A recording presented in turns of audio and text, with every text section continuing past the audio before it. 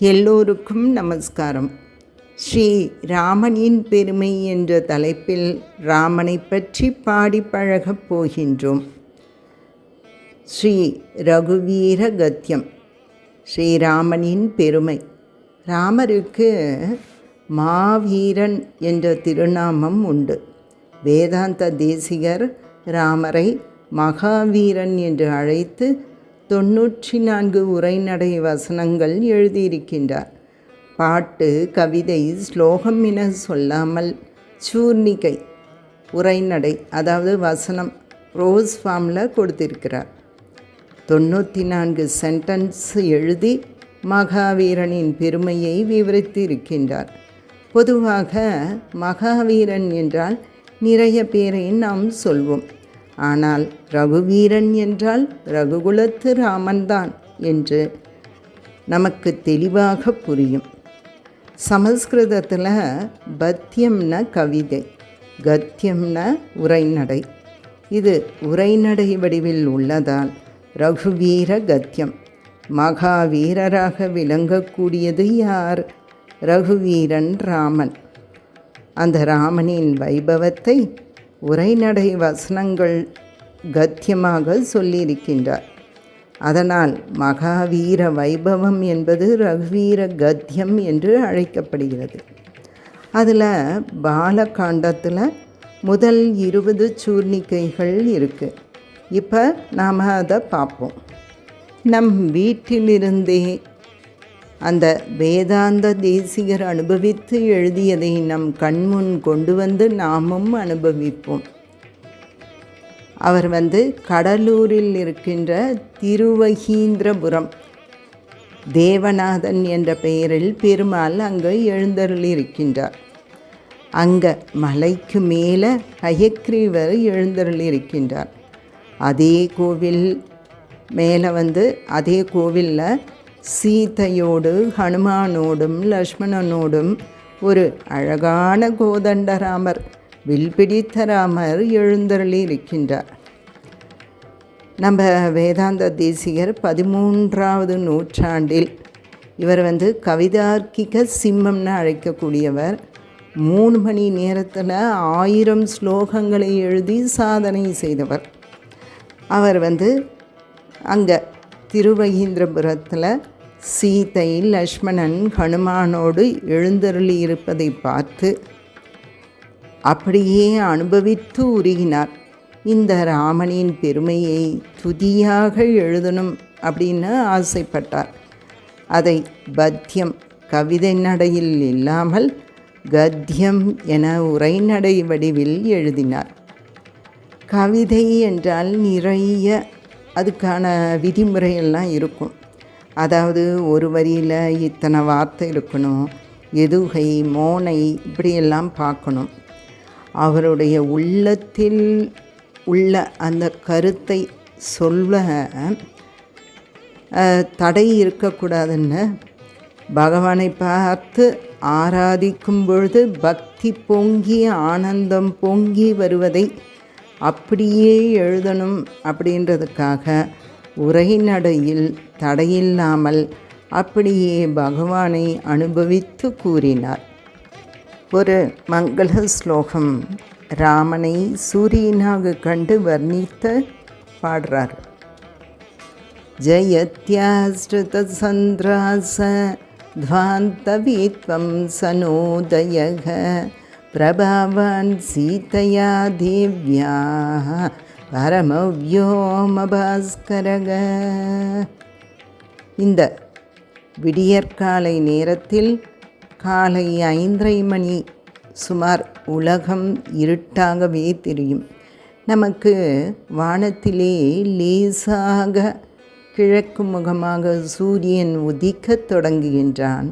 உதிக்க உதிக்க கிரணமானது படபடவென்று அப்படியே இருட்டை விலக்கி எங்கும் ஒளியானது பரவும்.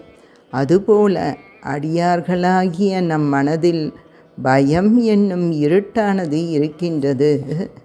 அதை எதை பார்த்தாலும் பயம் வருகிறது. அந்த பயம் என்னும் இருள் சூழ்ந்திருக்கின்றது. நம் பயம் என்னும் இருட்டை போக்குவதற்காக சூரியன் உதிப்பது போல ரகுகுலத்திலே ராமன் என்ற சூரியன் வந்து உதித்தான். எதற்காக ராமன் என்ற சூரியன் உதித்தால், அவன் அருள் என்னும் கிரணம் நம் மீது பட்டால் நம்முடைய பயம் என்கின்ற இருளானது நீங்கிவிடும்.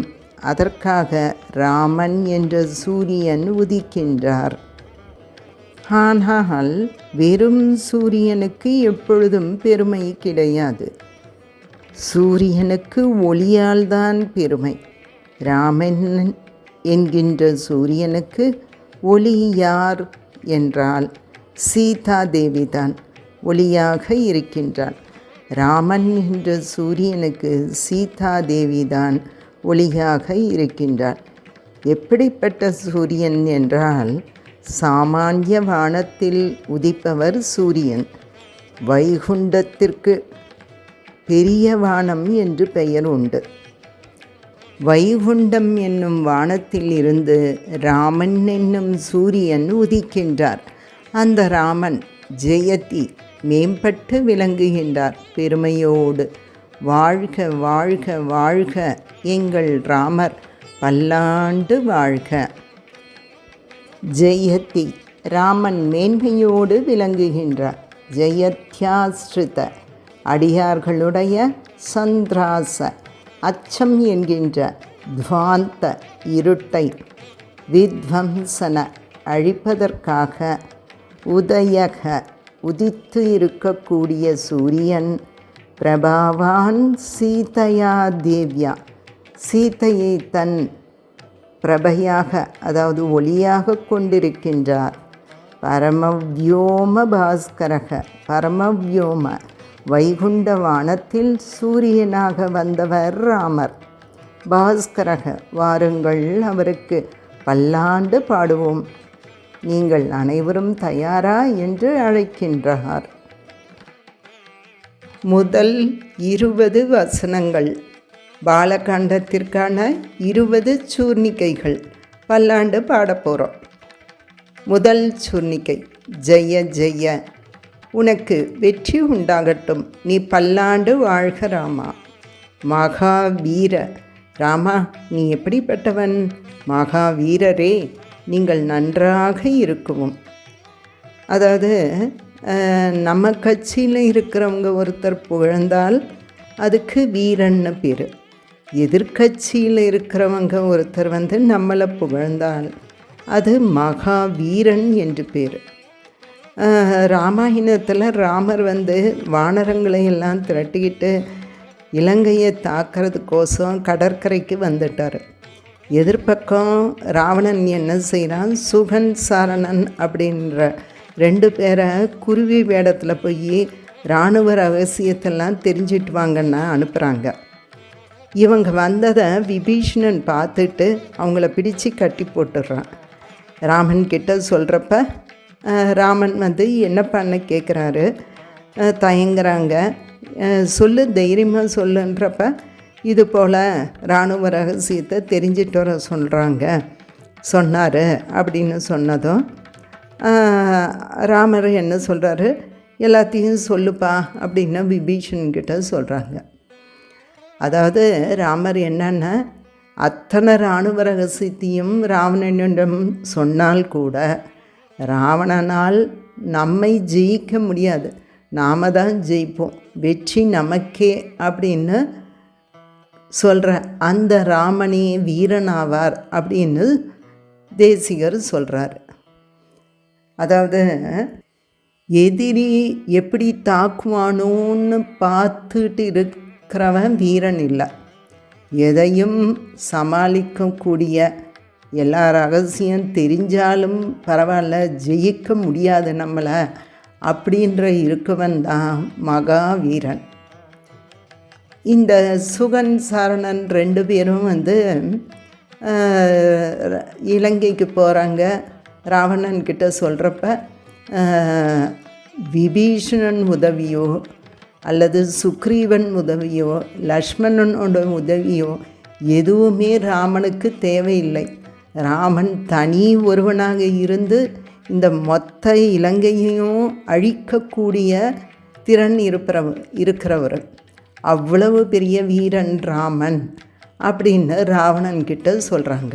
யுத்தமானது தொடங்கிய பின் ராமருடைய அம்புகள் சரவேகமாக தொடுக்கும் ராமனின் அழகை பார்த்து எதிரியான ராவணன், வீரன் என்றால் அது ராமன் தான், இவனைப் போல் ஒருவனை பார்த்ததில்லை என்று புகழ்ந்தான்.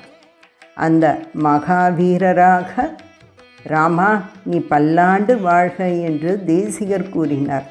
எதற்காகன்னா, திருஷ்டிப்பட்டா என்ன செய்யறதுன்ட்டு திருஷ்டி சுத்துவதாக கூறி ஜெய ஜெய மகாவீரா என்று ராவணனால் போற்றப்பட்ட மகாவீரா நீ பல்லாண்டு வாழ்க.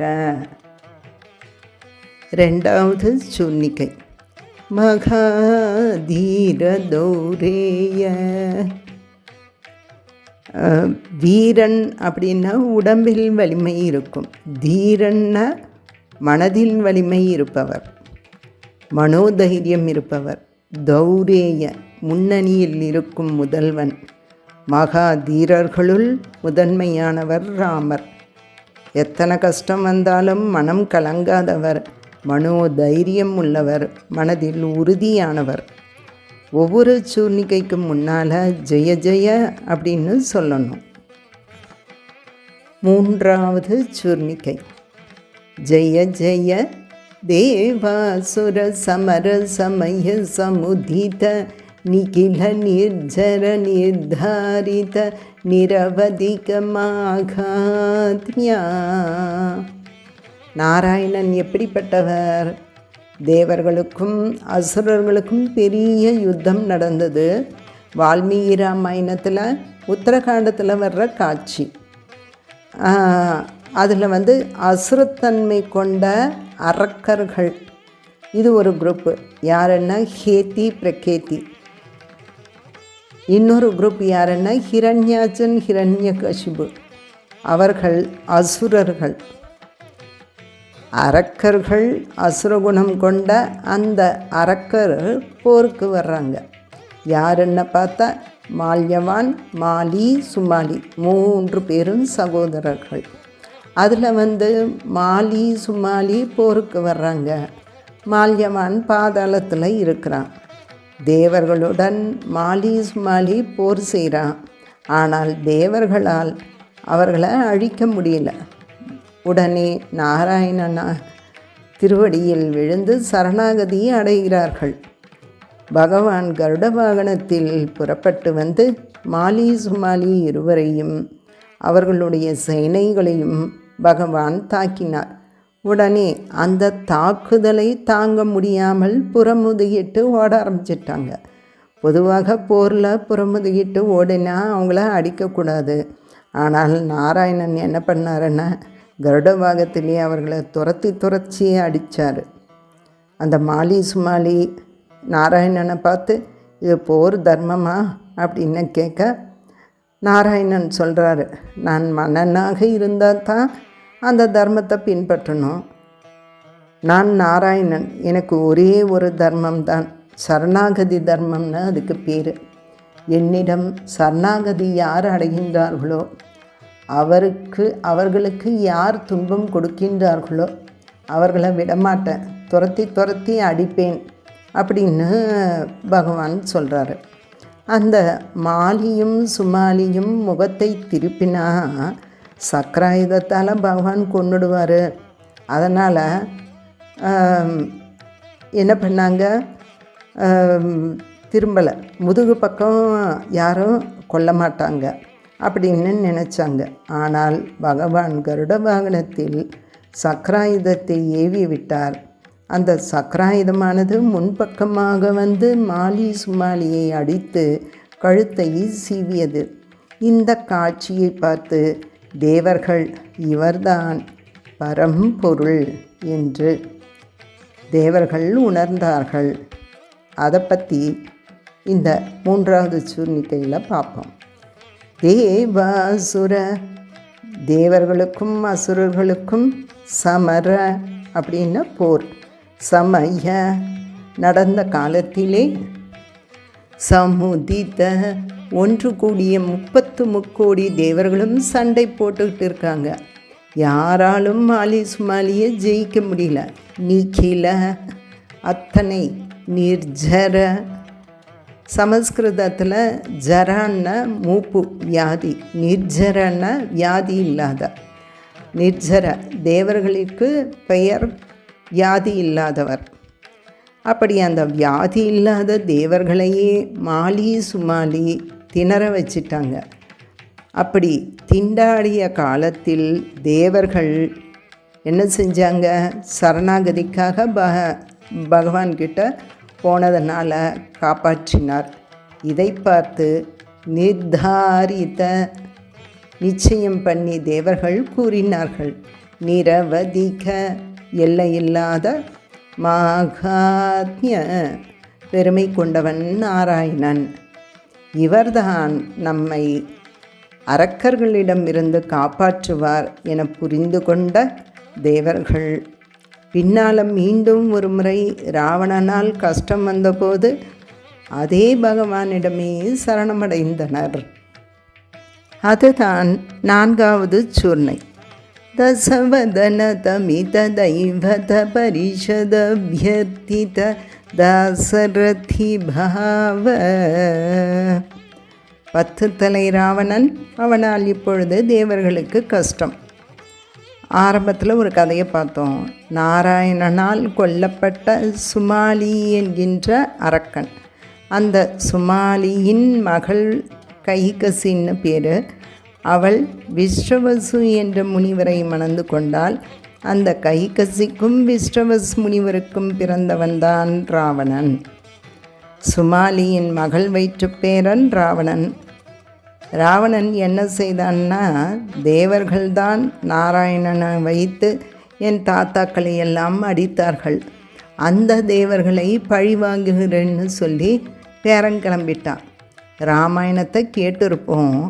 சில ரகசியமான நுட்பமான விஷயங்கள் இதில் தேசிகர் போகிற போக்கில் காட்டிக்கிட்டே வர்றாரு. அதுதான் இந்த பல்லாண்டினுடைய சிறப்பு. இப்பொழுது ராவணன் புறப்பட்டான். அவன் எப்படிப்பட்டவன் என்றால், தசவதன, தச 10, வதன முகம், 10 தலை கொண்ட ராவணன் என்ன பண்ணா? தமித துன்புறுத்துகின்றான். யாரை? தைவத தேவர்கள், பரிஷத் கூட்டம், 33 கூட்டம் கூட்டமாக தேவர்களை துன்புறுத்தினான். தவித்து கொண்டு இருந்தார்கள். ராவணனுக்கு எப்படி இந்த ஆற்றல் என்றால், ராவணன் பிரம்மாவை குறித்து கடுமையாக தவம் 10,000 வருடம் தவம் செய்தான். எப்படிப்பட்ட தவம் என்றால், 1000 வருஷம் ஒரு முறை தலையை வெட்டி நெருப்பில் போட்டுடுவான். 10 தலை இருக்குது. முதல் 1000 வருஷம் முடிஞ்சதும் ஒரு தலையை எடுத்து நெருப்பில் போட்டுடுவான். 2000வது வருஷம் முடிஞ்சதும் 2வது தலை, 3000வது வருஷம் முடிஞ்சதும் 3வது தலை. இப்படி 10,000வது வருஷம் முடிந்த பின் 10வது தலையை வெட்டும் பொழுது பிரம்மா அவன் முன் வந்து, நிறுத்து, நீ வெட்டிய தலைகளெல்லாம் மீண்டும் மீண்டும் முளைக்கும், இனி யாராவது உன் தலையை வெட்டினாலும் மறுபடியும் முளைக்கும் என வரத்தை கொடுத்தார். 10 தலை இப்போ வந்துடுச்சு. இப்போது பிரம்மா கேட்குறார், நீ 10,000 வருஷம் தவம் செய்த, என்ன வரம் வேணும்னு கேளு அப்படின்றாரு. ராவணன், எனக்கு மரணமே வரக்கூடாதுன்றான். பிரம்மா, அப்படி ஒரு வரமே கிடையாது, இந்த உலகத்தில் பிறக்கிறவங்க ஒரு நாள் இறப்பது நிச்சயம், வேறு வரம் கேளுன்றாரு. ராவணன் உடனே, எனக்கு தேவனாலோ அசுரனாலோ யட்சனாலோ ராட்சசனாலோ கந்தர்வனாலோ சித்தனாலோ சாரணனாலோ கிண்ணரனாலோ கிம் புருஷனாலோ நாகராலோ கருடராலோ மரணம் வரக்கூடாது என்றான். ஒன்றை விட்டுவிட்டான், மனிதனால் கொல்லப்படக்கூடாது என்று கேட்க விட்டான். ஏன்னா மனிதர்களை மிகவும் இலக்காரமாக நினைத்தான், ஈகோவுக்கு குறைவுன்னு நினைச்சான். இப்போது மொத்த தேவர் கூட்டத்தையும் பிடித்து கொண்டு இருக்கிறான். என்ன விமோச்சனம் என்ன தெரியலையேன்னு தேவர்கள் தலைவனான பிரம்மா அவங்ககிட்டயே தேவர்களிடமிருந்து வரம் பெற்று தேவர்களுக்கே துன்பம் தெரிகின்றான். உடனே அவர்களுக்கு ஞாபகம் வந்தது, முன்பு இவன் தாத்தா நம்மளை படுத்தினான், அப்போ நாராயணன் தான் காப்பாற்றினார், இப்போ ராவனிடம் இருந்தும் நாராயணன் தான் காப்பாற்ற வேண்டும் என தேவர்கள் யோசித்து கொண்டிருக்கும் பொழுதுதான் பூமியில் தசரதன் என்ற ராஜா யாகம் செய்கிறார். அவர் மனைவிகள் கௌசல்யா, கைகேயி, சுமித்ரை 60,000 வருடங்கள் பின்னும் தசரதனுக்கு குழந்தைகள் இல்லை. அதனால் ரிஷ்யஸ்ரிங் என்கின்ற முனிவரால் அஸ்வமேத யாகம் செய்து பின் புத்திரகாமேஷ்டி யாகம் செய்து, அதாவது பிள்ளை பெறுவதற்காக தடையாக உள்ள பாவத்தை நீக்க அஸ்வமேத யாகம், குழந்தை பிறக்க புத்திரகாமேஷ்டி யாகம், இப்படி இந்த 2 யாகத்தையும் புத்திரகாமேஷ்டி யாகத்தின் ஹவிசை வாங்க 33 கோடி தேவர்கள் வர்றாங்க. நாராயணர் கூட நேரில் வந்துட்டார். அதை அறிந்த ரிஷிசிங் முனிவர், இது நல்ல தருணம், பகவானிடம் சரணாகதி செய்ய கூறினார். அபியர்த்தித தாசரதி பாபா. இந்த 33 கோடி தேவர்களும் மொத்தமாக அங்கு நிற்கிறார்கள். அதாவது அபியர்த்தித பிரார்த்தனை செய்தார்கள். தேவர்கள் ராவணனின் துன்புறுத்தலை கூறி சரணாகதி செய்தார்கள். உடனே பகவான், கவலை வேண்டாம், நான் மனிதனாக அவதாரம் செய்து அவனை அழித்து விடுகின்றேன் என்றார். எப்பொழுது என தேவர்கள் கேட்க, தசரதனுக்கே என காலம் தாழ்த்தாமல் கூறினார். தாசரதி பாவ, தசரதன் மகன் என்ற தன்மையோடு தாசரதியாக, தசரதன் மகனாக ராமனாக அவதரிப்பது என்று பகவான் முடிவெடுத்து பூமியில் அவதரிக்கின்றான். 5வது சூர்ணை. தினகர குல கமல திவாகர. தசரதனுடைய பிள்ளையாக ராமன் அவதரிக்கின்றார். சூரிய வம்சம் இஸ்வாகு குலம். இந்த சூரிய வம்சம் இருக்கின்றதே, அது மிகவும் உயர்ந்த வம்சம். அதன் பெருமையை மக்கள் காலப்போக்கில் மறந்துவிட்டார்கள். சூரியனுக்கு மகன் விவஸ்வான் பேர். அந்த வைவஸ்வத மனு அவருடைய ஆட்சி காலம் இது. வைவஸ்வத மனுவின் மகன் இஷ்வாகு சக்கரவர்த்தி. அந்த இஷ்வாகு சக்கரவர்த்தி என்ன செய்தார் என்றால், ஸ்ரீரங்கத்தில் பெரிய பெருமாள் ரங்கநாதரை சேவித்திருக்கின்றோமே, அந்த பெருமாள் சத்தியலோகத்தில்தான் எழுந்தருளி இருந்தார். இந்த இஷ்வாகு மன்னன் தான் சத்தியலோகத்திலேயே பெருமாள் இருந்தால் மக்கள் எப்படி வழிபட முடியும் என்று தபஸ் செய்து சத்தியலோகத்திலே இருந்து பெருமாளை அழைத்து வந்து அயோத்தியாவில் பிரதிஷ்டை செய்தார். அதன் பின்னர் ராமன் அந்த பெருமாளை விபீஷணருக்கு வழங்க அவர் ஸ்ரீரங்கத்தில் பிரதிஷ்டை செய்தார் என்பது வரலாறு. இஷ்வாகு ராஜா இல்லை என்றால் பூமிக்கே பெருமாள் வந்திருக்க மாட்டார். அடுத்து அதே இஷ்வாகு குலத்தில் சிபி சக்கரவர்த்தியாக ஒரு ராஜா வந்தார்.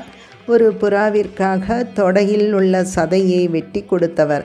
அவ்வளவு பெரிய வள்ளல் சிபி சக்கரவர்த்தி.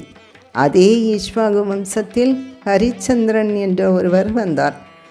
சத்தியத்திற்காக எந்த தியாகம் வேண்டுமானாலும் செய்பவர். அதே வம்சத்தில் மாந்தாதா என்ற ஒரு ராஜா வந்தார். சூரியன் உதிக்கும் இடத்திலிருந்து தொடங்கி சூரியன் அஸ்தமிக்கும் இடம் வரை மாந்தாதா ஆட்சிதான் இருந்தது என்று இந்த சூரிய வம்சத்தில் வந்த மாந்தாதா தான் மொத்த பூமியையும் ஆண்டார். அடுத்து அம்பரீட்ச ராஜா ஏகாதசி விரதத்தை அவ்வளவு சிரத்தையாக அனுஷ்டித்தவர். அடுத்து ரகு என்ற ராஜா தன் கஜானாவையே மொத்தமாக தானம் கொடுத்தவர். தங்கப்பானையை கொடுத்துவிட்டு மண்பானையை வைத்து கொண்டுள்ளார், அப்படி அள்ளி கொடுத்தவர். இப்படி சூரிய வம்சத்தில் வந்த எல்லா ராஜாக்களையும் மக்கள் மறந்துவிட்டனர். அதாவது புதிய ராஜா வரும் பொழுது பழைய ராஜாவை மறந்துவிட்டார்கள். அவர்கள் பெருமையை ஒரு தாமரை மொட்டு போல விரிவடையாமல், சூரிய வம்சத்தின் பெருமை மொட்டு போல இருந்தது.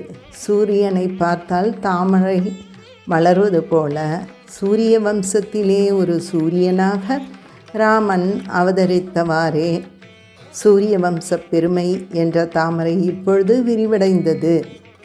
ஏனென்றால் மற்றவர்களை ஞாபகம் இருக்குதோ இல்லையோ, ராமன் சூரிய வம்சம் என்பது யாரும் மறக்க மாட்டார்கள். திரேதா யுகத்தில் பிறந்த ராமரை 17 லட்சம் வருடம் ஆகியும் அவர் புகழை யாரும் மறக்கவில்லை. சூரிய வம்சத்தின் ராமரால் இக்ஷ்வாகு குலத்தின் பெருமை என்ற தாமரை நன்கு மலர்ந்தது. தினகரன் என்றாலும் சூரியன், திவாகரன் அப்படின்னாலும் சூரியன். தினன்ன பகல், திவான்னாலும் பகல். பகலில் சஞ்சாரம் செய்யக்கூடிய சூரியனுக்கு தினகரன், திவாகரன்னு பேர். தினகர குல சூரிய குலத்தின் பெருமை கமல தாமரை மொட்டாக சுருங்கி யாருக்கும் தெரியாமல் இருந்தது. திவாகர சூரியனாக ராமன் தோன்றினார். அதன் பெருமை உலகத்திற்கே தெரிந்தது. அந்த குலத்திற்கே பெருமை சேர்த்தார். ஸ்ரீராமநவமி நன்னாளில் ராமர் அவதரித்து என்ன செய்தார்? 6வது சொர்ணை. திவிஷததிபதி ரண சகச்சரண சதுர தசரத சரமருண விமோச்சன.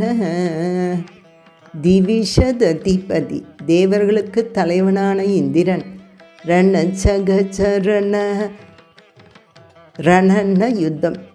இந்திரன் சண்டைக்கு போகும் பொழுது சகச்சரண கூடவே போய் சண்டை போடக்கூடிய சதுர ஆற்றல் மிக்கவன், சாமர்த்தியம் கொண்டவன்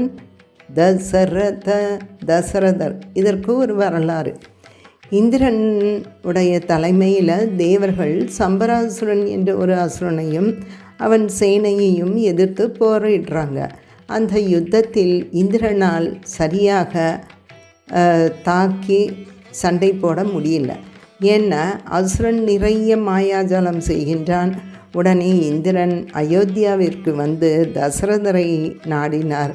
தேவலோகத்திற்கு வந்து எனக்கு உதவி செய்யுங்கள் என கேட்க, உடனே இந்திரனுக்காக தசரதன் மகாராஜா தேவலோகம் சென்று சம்பராசுரனை அழித்து வெற்றியை கொடுக்கிறார். தேசிகர் இந்த கதையை இங்கே ஏன் சொல்கிறாருன்னா, இந்த யுத்தத்திற்கு போகும் பொழுதுதான் தசரதன் கைகேயியையும் கூட அழைத்து கொண்டு செல்கின்றார். சண்டை நடந்தது. அப்பொழுது சம்பராசுரனுடைய மாயாஜாலம் செய்ய தசரதன் தேரில் மயங்கி விழுந்து விடுகின்றார். அப்பொழுது கைகேயி தசரதற்கு உபச்சாரம் செய்து மீண்டும் அவரை எழுப்பி சண்டைக்கு அனுப்பி வெற்றியடைய செய்கின்றார்.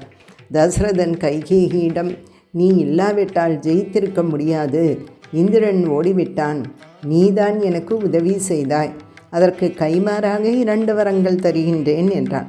இந்த 2 வரங்கள் அயோத்தியா காண்டத்தில் நாம் பார்ப்போம். தசரத அவருடைய ரதத்தை 10 திசைகளிலும் ஓட்டுகின்றார். 10 திசை என்றால் எப்படி? கிழக்கு, மேற்கு, வடக்கு, வடகிழக்கு, வடமேற்கு, தெற்கு, தென்கிழக்கு, தென்மேற்கு, மேலே கீழே என மொத்தம் 10 திசைகளிலும் தேரை ஓட்டினார். சரமருண விமோச்சன கடனை அடைத்து போக்கினான். ருணம்ன கடன்.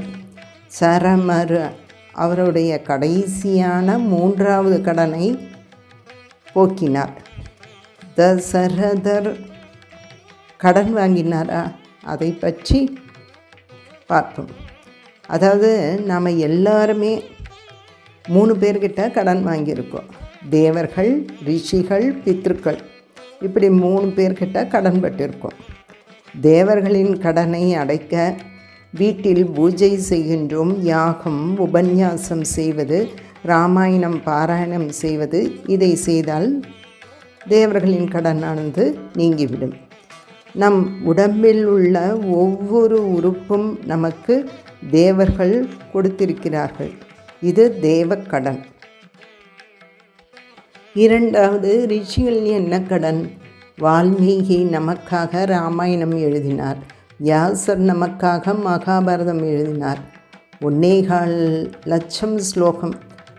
நம்மிடம் ஏதாவது கேட்டார் அவர்? இல்லை. ஆனால் நாம் நன்றி கெட்டவர்களாக இருக்கக்கூடாது.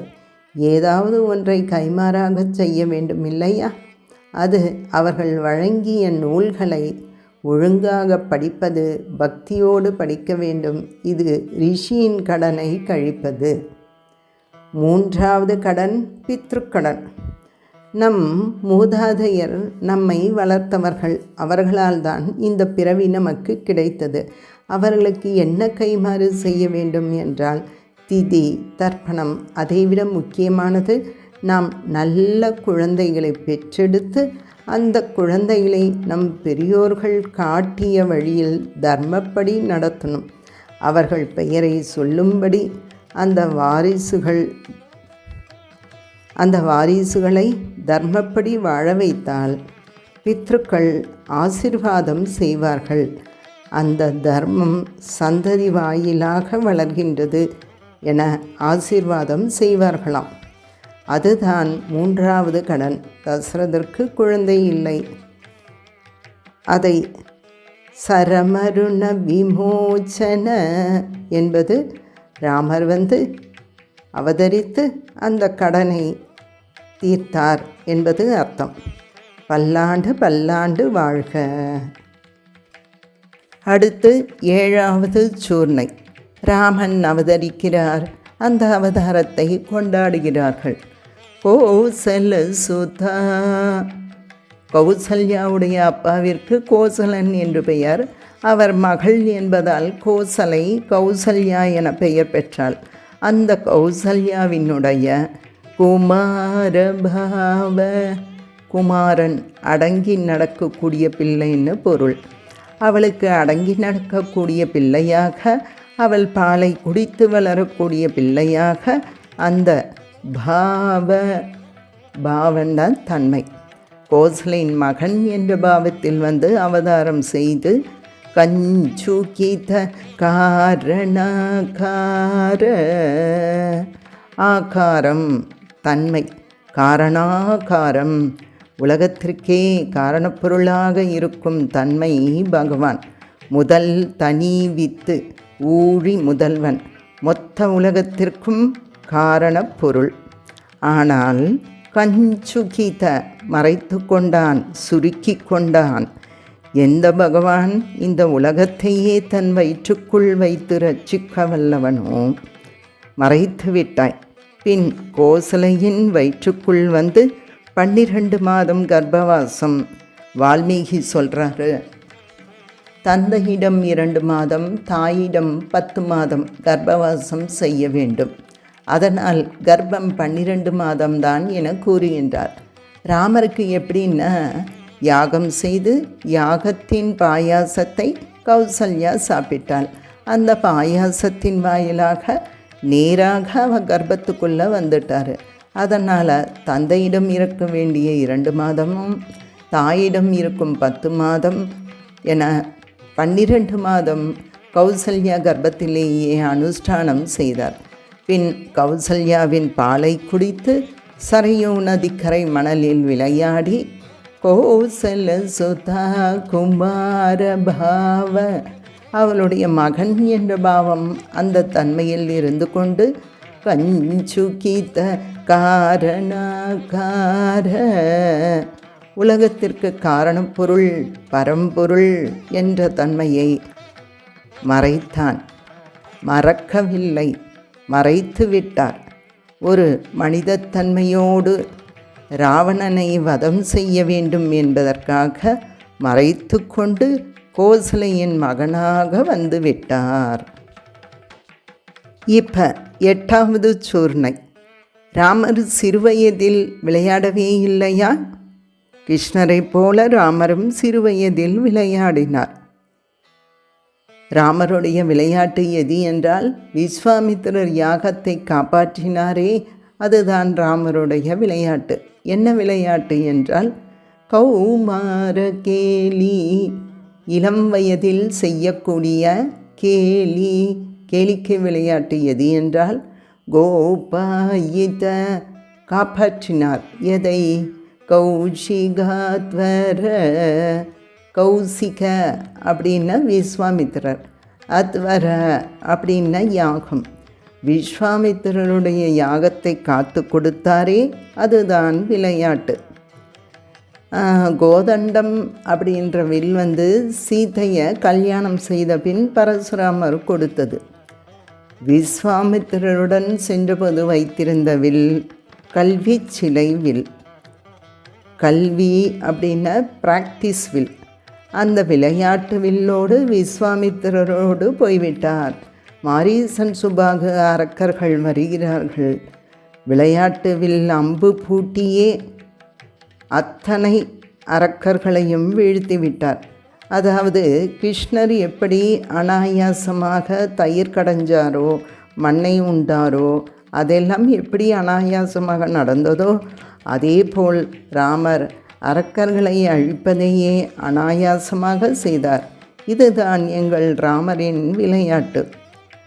கௌமார கேலி கோபாயித கௌஷிகாத்வர, சிறுபிள்ளை விளையாட்டாகவே கௌசிகனாகிய விஸ்வாமித்திரருடைய யாகத்தை காத்து கொடுத்தாய் ராமா. இப்பொழுது விஸ்வாமித்திரர் ராமருக்கு பலவித அஸ்திரங்களை வழங்குகின்றார். அஸ்திரம்னா என்ன? மந்திரத்தை சொல்லி போட்டால் அது அஸ்திரம்னு பெயர். மந்திரம் இல்லாமல் போட்டால் அதுக்கு சஸ்திரம்னு பெயர். விஸ்வாமித்திரர் ராமருக்கு பலவித அஸ்திரங்களை வழங்கினார். மந்திரங்களெல்லாம் உபதேசம் செய்து, நீ அந்த மந்திரத்தை சொன்னால் அந்த தேவதை வரும், அந்த அஸ்திரத்தை எதிரிமேல் நீ பிரயோகம் செய்யலாம். தன் யாகத்தை காக்க ராம லக்ஷ்மணர்களை அழைத்து செல்லும் பொழுது விஸ்வாமித்திரர் உபதேசிக்கிறார். அதுதான் 9வது சூர்ணை. ரணாத்வர தூர்ய பவ்ய திவ்யாஸ்ரபிருந்த வந்தீதா. பொதுவாக அஸ்திரத்தை போட்டால் தேவதைகளின் சக்தி தான் அதில் இருக்கும். ராமருக்கு விஸ்வாமித்திரர் அந்த மந்திரத்தை சொல்ல அந்த தேவதைகள் எல்லாம் ராமர் முன் கைகூப்பி நிற்கிறார்கள். எதற்கு வந்திருக்கிறீர்கள் என ராமன் கேட்க, அவர்கள் ராமனிடம், நீ ஒரு பெரிய யாகம் செய்ய போகின்றாய். போர் என்னும் யாகத்தில் அரக்கர்களை பலி கொடுத்து தர்மத்தை நிலைநாட்டப் போகின்றாய். ரணம் என்னும் போரையே அத்வரம் என்ற யாகமாக செய்ய போகின்றாய். இந்த சூர்ணிக்கையில் வால்மீகி ஒரு பெரிய பட்டியலையே கொடுத்திருக்கிறார். தண்ட சக்கரம், காலச்சக்கரம், தர்ம சக்கரம், விஷ்ணு சக்கரம், ஜந்திராஸ்திரம், வஜ்ராஸ்திரம், ஐஷிகாஸ்திரம், பிரம்மாஸ்திரம், மதனாஸ்திரம், மோகனாஸ்திரம், தர்பணாஸ்திரம், ஷோணாஸ்திரம், சந்தாபனாஸ்திரம், விலாபனாஸ்திரம், சிவசூலம், பிரம்மசிரஸ், மோதக்கி, சிகரி, தர்மபாசம், காலபாசம், வருணபாசம், இப்படி அனைத்து தேவதைகளும் ராமர் முன் நின்று போர் என்ற யாகத்திற்காக ரணாத்வர, போர் சண்டை போகின்ற துரிய முன்னின்று பவ்ய பணிவோடு திவ்யாஸ்ரபிருந்த கூட்டம் கூட்டமாக தேவதைகள் வந்தித, அவர்களால் வணங்கப்பட்டான் ராமன். ராமர் திருவுள்ளத்தில் சென்று குடிகொண்டு இருக்கின்றார்கள். தாங்கள் எப்பொழுது கூப்பிட்டாலும் நாங்கள் கைங்கரியம் செய்ய காத்து கொண்டுள்ளோம் என கூறினார்கள். ராமனின் வில் உரசியதாலே அவர் தோளில் ஒரு தழும்பியை ஏற்பட்டுவிட்டது. வில் பிடித்த வீரன் என்பதன் அடையாளம். வில்லாற்றல் மிக்கவன் நடந்து வருகின்றான். அந்த காட்சியைத்தான் 10வது சூர்ணையில் வர்ணிக்கின்றார். பிரணத ஜன விமத விமதன துர்லலித தோர்லலித. பிரணத அடிபணியக்கூடிய, சரணாகதி செய்யக்கூடிய, ஜன பக்த ஜனங்கள், விமத எதிரிகள், விமதன அவர்களை அழிக்கக்கூடிய துர்லலித பயங்கரமான ராமனுடைய தோள்கள் இருக்கின்றதே, அந்த வில் பிடித்த அந்த தழும்போடு பயங்கரமாக இருக்கு. தோர்லலித, தோர்ன தோல், லலித அழகாக உள்ளது. பார்ப்பவர்கள் பார்வையை பொறுத்து அது அழகா அல்லது பயங்கரமா என்று. பக்தன் நாம் பக்தியோடு பார்த்தால் அந்த தோலானது மிக அழகாக இருக்கும். அதே ஒரு அசுரனின் கண்ணோட்டத்தில் இருந்து பார்த்தால் அது பயங்கரமாக இருக்கும். ராமா, அடியார்களுடைய எதிரிகளை அழிக்க வல்லதான பயங்கரமான அழகான, அடியார் கண்ணுக்கு அழகான, தீயவர் கண்ணுக்கு பயங்கரமான தோள்களை உடைய ராமா, அந்த தோல் வலிமையோடு பயணித்து லக்ஷ்மணனோடு சேர்ந்து விஸ்வாமித்திரருடைய யாகத்தை காத்தாய். எப்படி காத்தார்? தோல் வலிமையை சும்மா பேசினால் போதாது, செயலில் காட்ட வேண்டும் அல்லவா? அதுதான் 11வது சூர்ணிகை. தனுதர விசி கவிதாடன விகடித விஷராரு ஷராரு தாட்டக தாட்டகேய. தனுதர ரொம்ப ரொம்ப சின்ன அந்த வில் கொண்டு வந்தாரே, அதுவே விளையாட்டிற்கு பயன்படுத்தக்கூடிய பயிற்சி வில். அதில் உள்ள அம்புகள் மிகவும் சிறிது. தனு சிறிது, தனு தர ரொம்ப ரொம்ப சிறியது.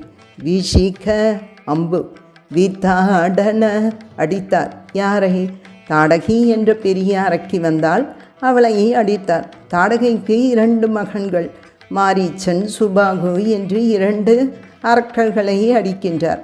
அடித்ததால் என்ன ஆயிற்று? விகடித, அந்த அரக்கர்கள் எல்லாம் அப்படி துன்புற்றார்களாம். ஐயோ, அடி தாங்கவில்லை என கூறுகின்றார்கள். அந்த தாடகை, மாரீசன், சுபாகு அனைவரும் எப்படிப்பட்டவர்கள் என்றால் விஷராரு, அவர்களை மற்றவர்களால் துன்புறுத்த முடியாதவர்கள், அவங்கள மற்றவங்களால் துன்புறுத்த முடியாதவர்கள். அவர்கள் அழிப்பது மிகவும் கஷ்டம்.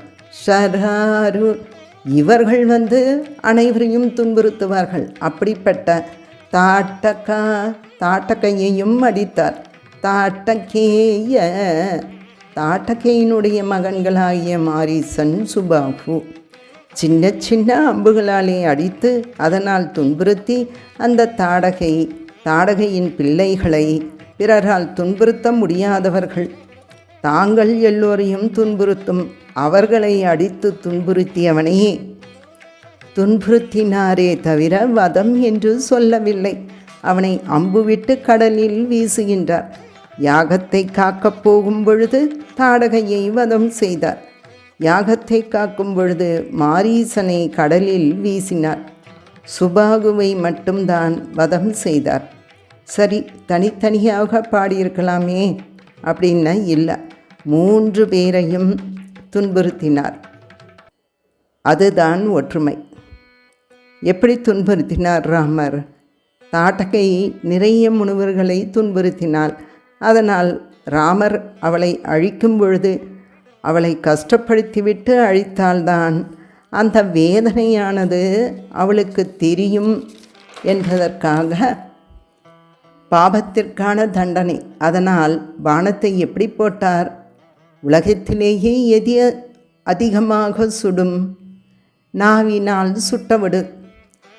நாம் பேசக்கூடிய கடும் சொல் எப்படி சுடுமோ அதுபோல தாடகியின் மார்பை ராமருடைய அந்த அம்பானது சுட்டது. அப்படி சுட்டு துன்புறுத்தும்படியாக பானத்தை போட்டு அவளை அழித்தார். அடுத்து மாரீச்சனை தூக்கி கடலில் வீசினாரே, அப்பொழுது துன்புறுத்தும் விதமாக அம்பு போட்டுத்தான் தூக்கி வீசியிருக்கின்றார். அதனால்தான் கடலில் விழுந்த மாரீச்சனுக்கு அந்த நொடியில் இருந்து ராய் என்று ஆரம்பிக்கின்ற பேரை கேட்டாலே ராமனோ என்று பயப்படுவானாம். மாய் என்று முடியும் பெயரை கேட்டாலும் பயப்படுவானாம். ராவணனுடைய மாமா மாரீச்சனுடன் வந்த சுபாகுவையும் துன்புறுத்தி முடித்தார். ஏனென்றால் இவர்கள் எல்லாம் அடுத்தவர்கள் கஷ்டம் தெரியாமல் பிறரை துன்புறுத்துபவர்கள். தனக்கு வந்தாத்தானே தலைவலியும் கஷ்டமும் தெரியும். இது என்ன விளக்கம்னா, சின்ன சின்ன அம்புகளை வைத்துக்கொண்டே அந்த அடியால் நன்றாக துன்புறுத்தி பிறரை துன்புறுத்தக்கூடிய, தாங்கள் பிறரால் துன்புறுத்த முடியாதவர்களாக இருக்கக்கூடிய அப்படிப்பட்ட தாடகையையும் தாடகையின் பிள்ளைகளையும் துன்புறுத்தினார். பிறகு தாட்டகேயனை, அதாவது கேயன்ன பிள்ளைகள், தாடகனுடைய பிள்ளைகள், அதில் மாரீசன் ஒருவனை விட்டு வைத்து, எதுக்குன்னா பின்னால் மாயமானாக பெரிய பிரச்சனை பண்ணான்ல. இன்னொன்று, தாட்டகேயன் மகனாகிய சுபாகுவை மட்டும் வதம் செய்தான். எதற்காக என்றால், தாட்டகை இறந்தால் அவள் மூத்த மகனான மாரீசன் அம்மாவின் ஈமச்சடங்கு செய்வதற்காக ஒரு பையனை விட்டு வைக்க வேண்டும். இவனை கொன்றால் சமஸ்காரம் செய்ய ஆள் இல்லை என்பதால் தாட்டகேயனான மாரீசன் ஒருவனை மட்டும் விட்டு வைத்தார். அங்கே ராமனுடைய பெருமையானது வெளிப்படுகிறது. இனி விஸ்வாமித்திரரின் யாகத்தை காத்தவரே அடுத்து என்ன என்று கேட்க, விஸ்வாமித்திரர் அடுத்து மிதிலைக்குத்தான் புறப்பட வேண்டும் என்கின்றார். அந்த ஊர் எல்லையில் நடந்த விஷயங்கள், அகல்யா சாப விமோசனம், அதுதான் 12வது சூர்ணிகை. ಜಡ ಕಿರಣ ಸಗಲ ದರ ಜಟಿಲ ನಟಪತಿ ಮಕುಟ ತಟ ನಟನ ಪಡು ವಿಭೂತ ಸರಿತ ದಿಬಗುಳ ಮಧುಗಲನ ಲಲಿತ ಪದ ನಲಿನ ರಜವು ಬಮೃದಿತ ನಿಜ ಹೃಜಿನ ಜಗತ್ತು ಫಲತನು ರುಚಿರ ಪರಮ ಮುನಿವರ ಯುವತಿ ನೂತ. இது பெரிய சூர்ணிகை. விஷயத்தை முதல்ல நம்ம பார்த்துடலாம். சந்திரனை தலையில் ஜடையில் சூடியவர் சிவபெருமான். அந்த சிவபெருமானின் தலையில் நாட்டியம் ஆடுபவர் கங்கா நதி. அந்த கங்கா நதி எங்கிருந்து வந்தது என்றால், பெருமாள் நாராயணனின் திருவடி பாதத்திலிருந்து வந்தது. பகவான் உலகளந்த பெருமாளாக உலகத்தை எல்லாம் அளக்கும் பொழுது அவர் திருவடி தீர்த்தமாக பிரம்மாவின் சத்தியலோகத்திற்கு போன பெருமாள் திருவடிக்கு பிரம்மா அபிஷேகம் திருமஞ்சனம் பண்ண அந்த தீர்த்தம் கங்கையாக வந்தது. அப்பொழுது பெருமாள் திருவடி தீர்த்தம் கங்கையாக வர சிவபெருமான் தலையில் அது நாட்டியமாடி, சிவபெருமானும் ஒரு பக்கம் நாட்டியமாட அவர் தலையில் நிலவையும் சூடிக்கொண்டிருக்கின்றார். அந்த கங்கையை உருவாக்கிய பகவான் திருவடி இருக்கே, அந்த பகவான் தான் இப்பொழுது ராமராக வந்திருக்கின்றார். ராமனின் திருவடி கங்கையை உருவாக்கிய திருவடி. அதன் சின்ன துகள் ஒரு கல்லில் பட்டவாறே அவள் சாபங்கள் எல்லாம் நீங்க பெற்று ஒரு அழகான பெண்ணாக மாறி கௌதம முனிவரின் மனைவியாக கணவனோடு சேர்ந்து ராமனை வணங்கினாள் என்பது கருத்து. ஜட கிரண, சந்திரன் குளிர்ச்சியான கிரணங்களை கொண்டவன், அமுதை பொழியும் நிலவே என்று கூப்பிடுகின்றார்.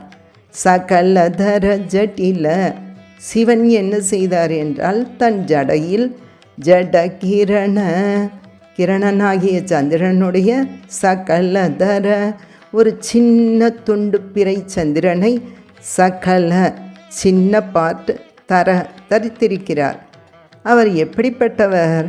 நடனபதி, நாட்டியம், நடனபதி, நடராஜர் நாட்டியத்திற்கே தலைவர், நாட்டிய நாயகன் என்று போற்றப்படுபவர்.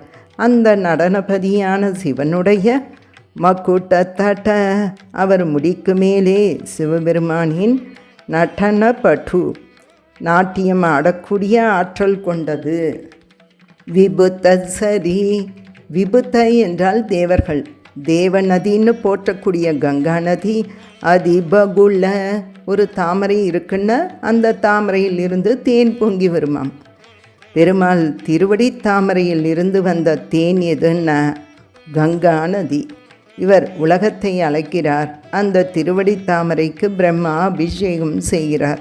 தாமரையில் இருந்து தேன் பொங்கி வருவது போல அதிபகுள்ள பெரிய வெள்ளமாக, மதுகலன ஒரு தேன் பெருக்காக, வருவது போல் லலித பத, லலித மென்மையான, பத திருவடி, பெருமாளின் திருவடி இருக்கே லலித பத ரொம்ப சாஃப்டான திருவடி, நளின தாமரை, அந்த லலித பத நளின மென்மையான திருவடியிலிருந்து தேன் பொங்கி வருவது போல கங்கை வந்ததே. அந்த கங்கையை உருவாக்கின திருவடி அதுதான் ராமனுடைய திருவடி. அந்த திருவடியில் இருந்து என்ன ஆயிற்று என்றால் நளின ரஜ பத, நளின ரஜ, ரஜக ஒரு தூசியிலிருந்து அப்படின்னு அர்த்தம். ராமர் நடந்து செல்லும் பொழுது அப்படியே மண்புழுதி லேசாக கிளம்புகிறது. அந்த ராமன் திருவடிப்பட்டதும் பத நளின ரஜ, அந்த திருவடியில் சின்ன துகள் அங்கு ஒரு கல்மேல் பட்டது. அப்பொழுது அந்த கல்மேல் ராமர் திருவடி படவில்லை. ஆம், படவில்லை. ஏனென்றால் திருவடியால் கூட அடுத்தவர் மனைவியை தொடமாட்டான் ராமபிரான். அவன் திருவடி துகள்தான் பட்டதே ஒழிய அந்த திருவடி கல்லாக இருக்கும் அகல்யா மீது படவில்லை. ரஜக, அந்த துகள் பட்டது, அதுவே போதும். உபமிருதித நிஜ விருஜின, உபமிருதித்த நீங்கிவிட்டது. எது? விருஜின அப்படின்னா தோஷம், பாபம், சாபம். நிஜ விருஜின, அந்த அகல்யாவிற்கு என்ன சாபம் ஏற்பட்டதோ கௌதமர் அவளுக்கு சாபம் கொடுத்தார். இந்திரன் அகல்யா மீது ஆசை கொண்டு அவள் கணவராகிய கௌதம முனிவர் வேடம் போட்டு வந்தான். இவர் இந்திரன் என்று கண்டுபிடித்து விட்டாள். ஆனாலும் பேசாமலே இருந்து விட்டாள். இதை அறிந்த கௌதமர் சாபம் கொடுத்தார். வேறு ஒரு ஆண்மகன் உன்னை நெருங்குகின்றான் என்றால் அப்பொழுது நீ மனதை கல்லாக்கி இருக்கணும். மனசை கல்லாக்க வைக்க வேண்டிய நேரத்தில் நீ கல்லாக ஆகாமல் விட்டுவிட்டாய். அதற்கு தண்டனை இனி நீ கல்லாகவே போக வேண்டும் என்று சபித்து விட்டார். இப்படி உபமிருதித நிஜ விருஜின, தன்னுடைய அந்த தோஷம் சாபம் என்பது நீங்க பெற்றவளாக ஆகி ஜெகத்து பல, உபலம்ன கல், ஜெகத்து பல கல்லாக இருந்த தன்மையை ஒழிய பெற்று தனு ருச்சிர, தனு வடிவம், ருச்சிர அழகான ஒரு அழகான பெண் வடிவத்திற்கு மீண்டும் வந்தாள். வந்தது ஆச்சரியமில்லை. அந்த கௌதமர் வெறுத்து ஒதுக்கி சாபம் கொடுத்தாரே. பரம முனிவர யுவதி, பரம முனிவரான அந்த கௌதம முனிவர் திரும்பி வந்தார். ராமன் திருவடி துகள் பெற்ற இவளை ஏற்பது எனக்கு பாக்கியம் என்று தன் மனைவியாக மீண்டும் ஏற்றுக்கொண்டார். யுவதி மனைவி, பரம முனிவர மிக சிறந்த முனிவரான அந்த கௌதமருக்கு யுவதி மனைவியாக மீண்டும் மாற நுதா அவளால் வணங்கப்பட்ட ராமபிரானி. ஆக அகல்யாவிற்கு எவ்வளவு பெரிய பாக்கியம் கிடைத்தது என்றால் அந்த சிவபெருமானுக்கு கிடைத்த பாக்கியம் அகல்யாவிற்கு கிடைத்தது. ராமனின் திருவடி துகள்களாலே சாப விமோசனம் பெற்று கணவனோடு சேர்ந்தாள். சேர்ந்து கணவனும் மனைவியும் ராமனை வணங்கினர். இதில் இருந்து 2 விஷயத்தை நம்ம தெரிஞ்சுக்கணும். இன்னொருத்தர் மனைவியை திருவடியால் கூட ராமர் தொடவில்லை. திருவடி துகள் பட்டே சாப விமோசனம் பெற்றார். பகவான் திருவடிதான் நேரில் வந்து காப்பாற்றணும் அப்படின்னு தேவையில்லை. அவர் திருவடியில் ஒட்டி இருக்கும் தூசியே போதும் நம்மை காப்பாற்றிவிடும்.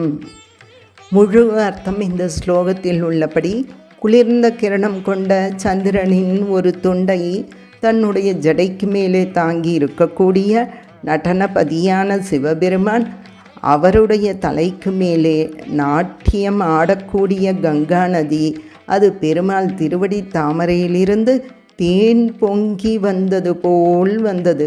அந்த கங்கையை உருவாக்கிய திருவடியிலிருந்து ஒரு துகள் கல் மீது பட்டது. சாபம் நீங்க பெற்றால் கல்வடிவம் மாறி அகல்யா என்ற பெண்ணானால் கணவர் பரம முனிவரோடு சேர்ந்து விட்டாள். அவளாலே ராமன் வணங்கப்பட்டார்.